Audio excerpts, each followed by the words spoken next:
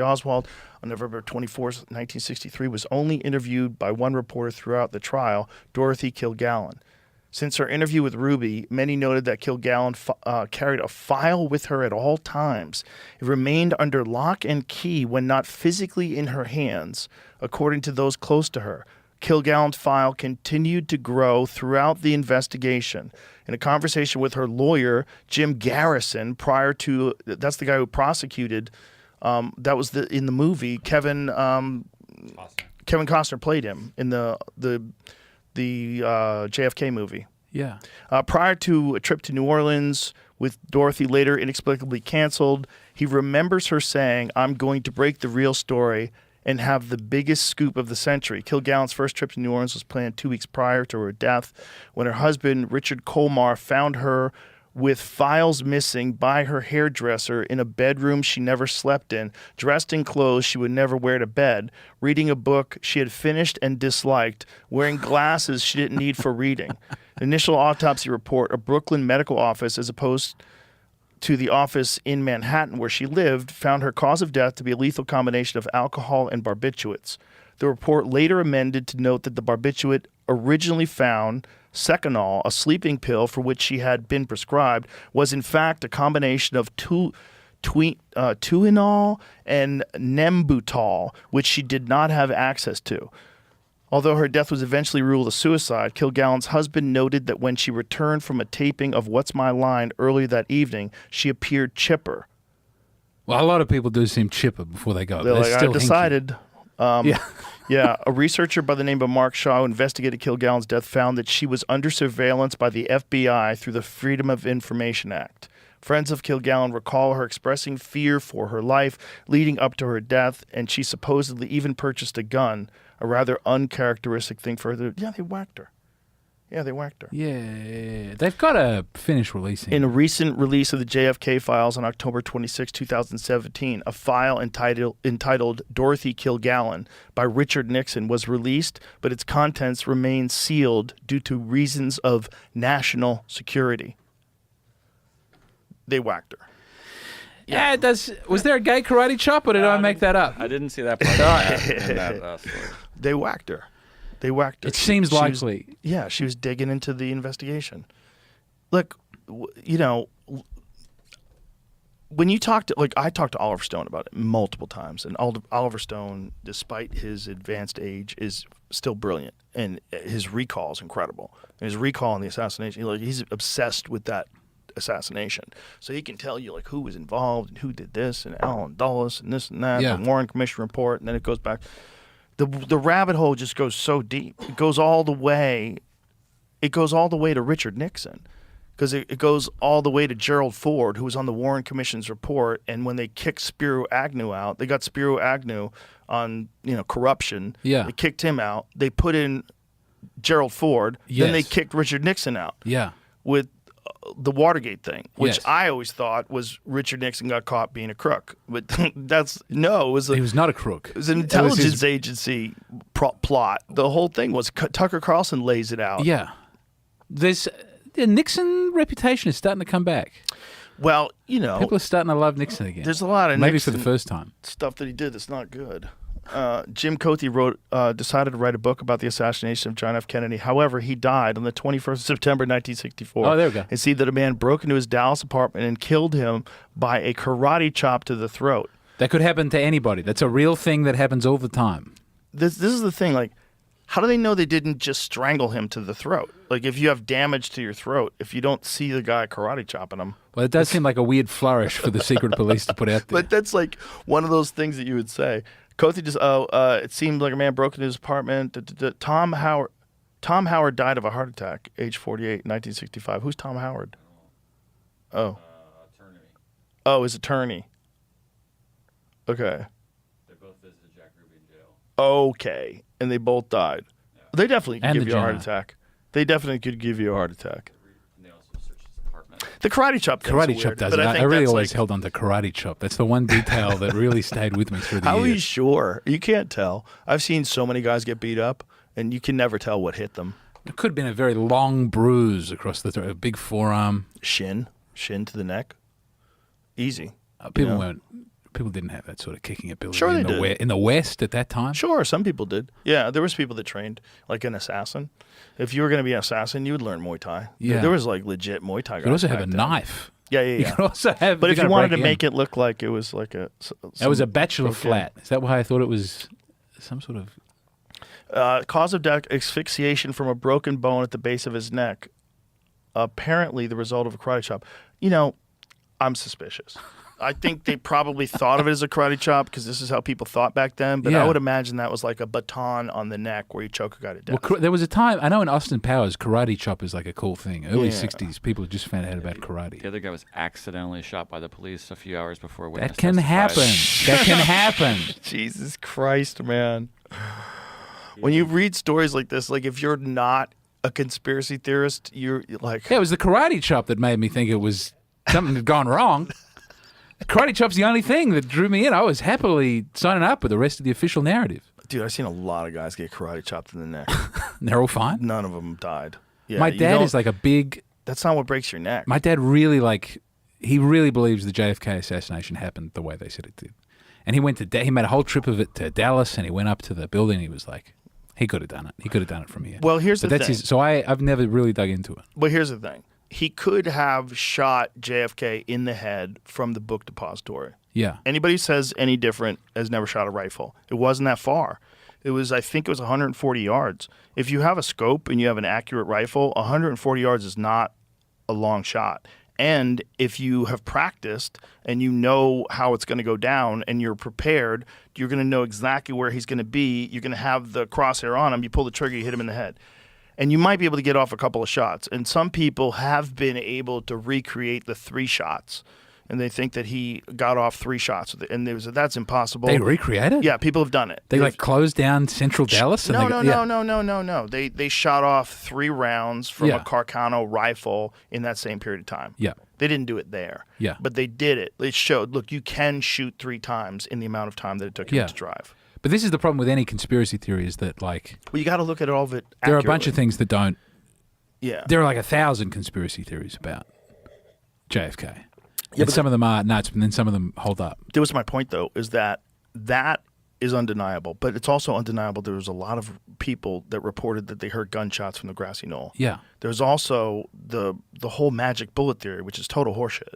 That's the most horseshit theory that's ever been promoted. That there was like an ice bullet that dissolved inside of. No, do you know the magic bullet theory? It, like, One bullet moved in the caused a air? whole ton of injuries in zipped both around? men. No, this is what they had to do. Okay. There was a guy that got shot in the underpass. Yes. So there was an underpass, and a ricochet hit the granite, the curbstone, Yeah. and he got hit in the head.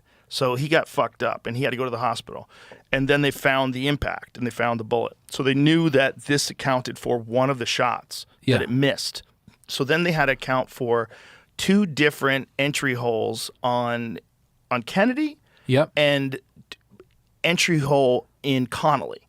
So Okay. Connolly was shot in the wrist. Yeah. So they had, and in the thigh as well. So you had to say that one bullet did all this damage in both people, and then there was the headshot Yeah. because you had the 3rd bullet. So they came up with one wacky theory, and they found this bullet in pristine condition on the gurney when they went to visit in the hospital.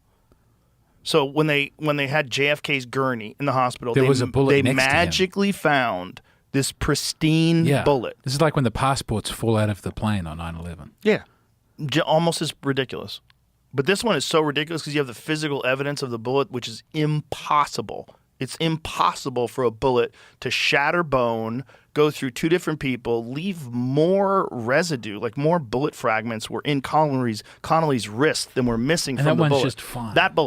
That bullet supposedly went through 2 different people, shattered bone on both of them. And That's a special bullet. as a person who's shot guns before, that's horseshit. That's not what happens when a bullet hits bone. So it's supposed to have gone through his back. This is the official exits out explanation? his tie hole. Yeah, like right where his tie knot is, goes into Connolly's wrist and then goes into his thigh. Shatters his wrist, leaves fragments in his wrist, the wound left in the thigh, and then they find this magical, perfect bullet, pristine condition on the gurney in the hospital. I Might- mean, might look, have it been- seems weird. Was it Connolly's gurney that they found it on, or JFK's? I might have got it wrong. It might have been Connolly's gurney that they found the bullet on. But either way, listen to me. Shut the fuck up. No, I usually stop at this point because I don't want it to happen. Anybody who says I don't want to believe that's what happened, shut the fuck up. And then there's also the problem of the bullet hole in his neck.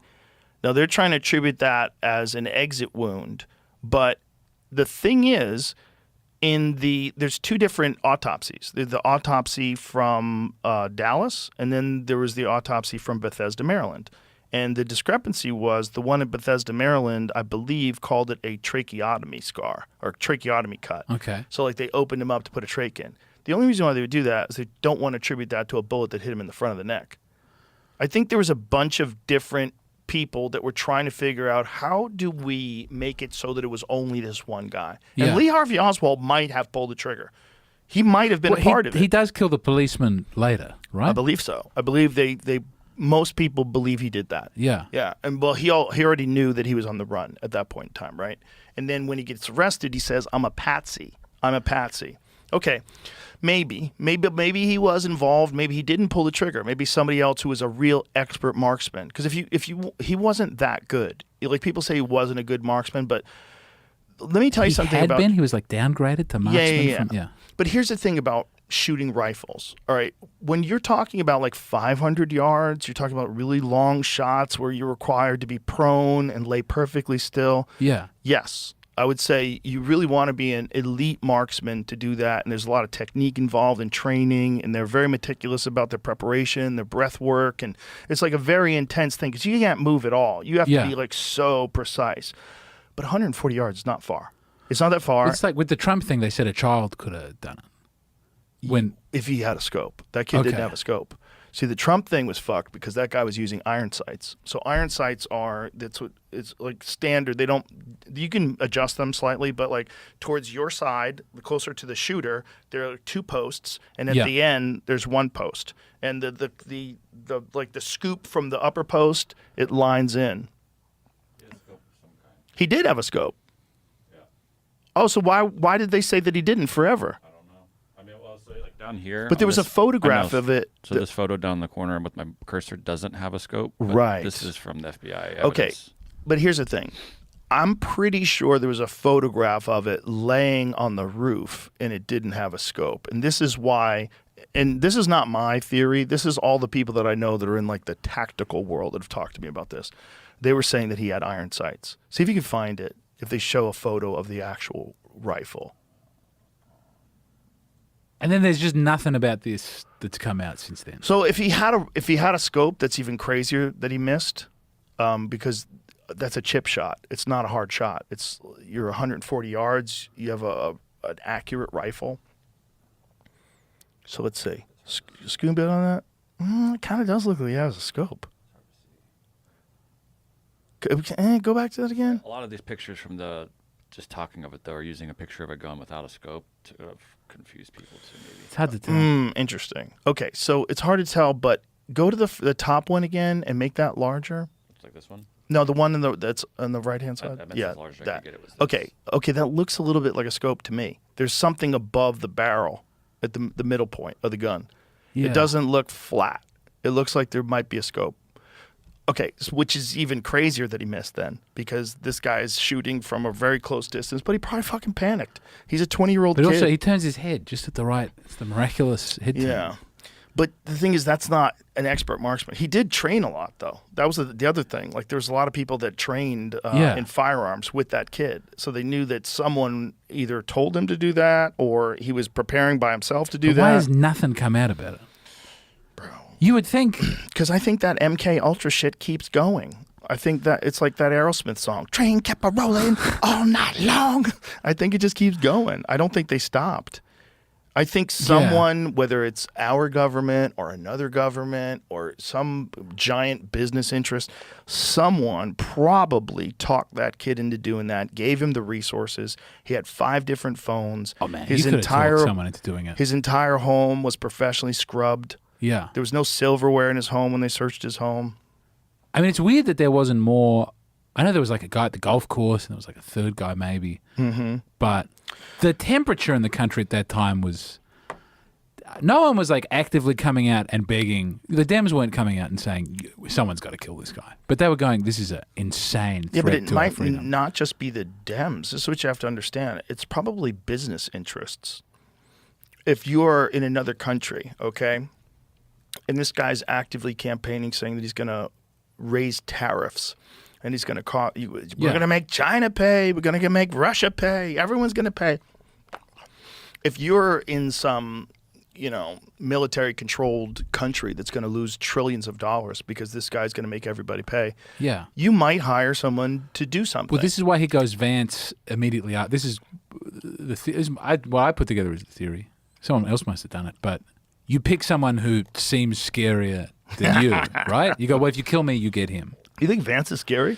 I think at the time he seemed like the furthest right protectionist candidate that Trump could have picked from on the VP list. I don't think he really is, though. I don't know what he is. He's pretty reasonable when you have a real conversation with him. He's definitely Yeah. conservative. He's pretty reasonable, but he's also like a no-nonsense, no-bullshit guy who is not – he doesn't lack in compassion. But he was he was not the easiest. He's young. Electorally, there were other people he could have gone with who would